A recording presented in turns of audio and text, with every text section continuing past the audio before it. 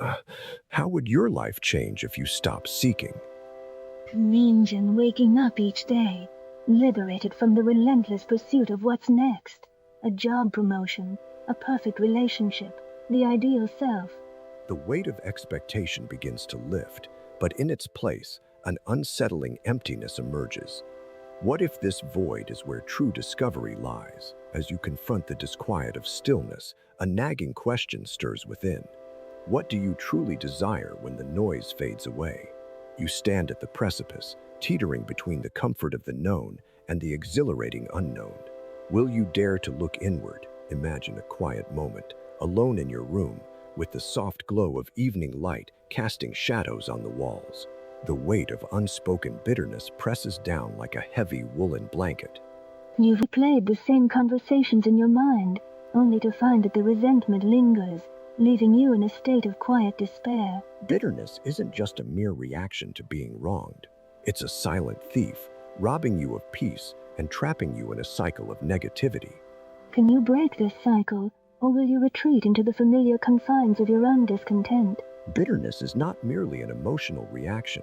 It is a complex internal landscape.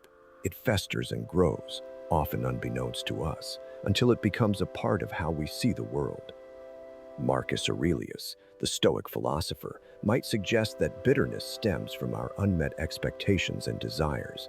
He wrote, The soul becomes dyed with the color of its thoughts. in this simple statement, there's a profound invitation to examine the lens through which we perceive our experiences. Most people never pause to consider how their thoughts shape their reality. They walk through life, shadows of bitterness trailing them, never realizing that the burden is self-imposed. But then, there's a curious notion. What if bitterness is not an affliction, but a signal, a sign that something within you seeks attention, understanding, a change? Consider this. Bitterness often arises when we feel powerless, wronged, or misunderstood. But here's what's curious.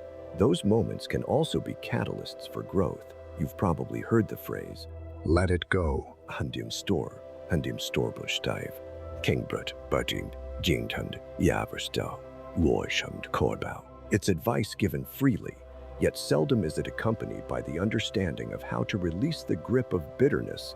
It's not about forgetting, it's about transforming. Fairy affairs.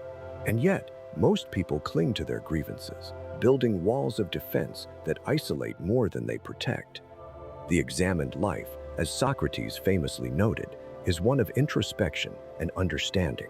It challenges you to question not only why you feel bitter, but also how you can respond differently. Can you see the situation through a lens of compassion and understanding, rather than judgment and resentment? Suddenly, the narrative shifts.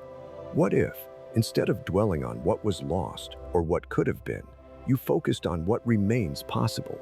This doesn't mean denying the pain or the injustice, but rather choosing to redirect your energy towards something constructive.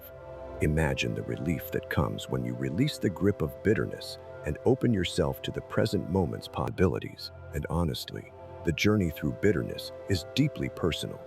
It requires honesty with oneself and the courage to confront uncomfortable truths. But here's the paradox.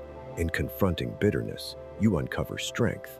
In acknowledging your vulnerabilities, you find resilience. And in releasing the past, you create space for a future not defined by old wounds. As we draw this reflection to a close, consider this. Some people never realize that bitterness is a choice, not a fate. They remain trapped in a cycle of resentment, forever shadowed by what might have been. But perhaps you're different. Perhaps you can see that bitterness, when understood, can become a teacher rather than a tormentor. Not as a conclusion, but as a beginning. Some people never take that step. Maybe you're different.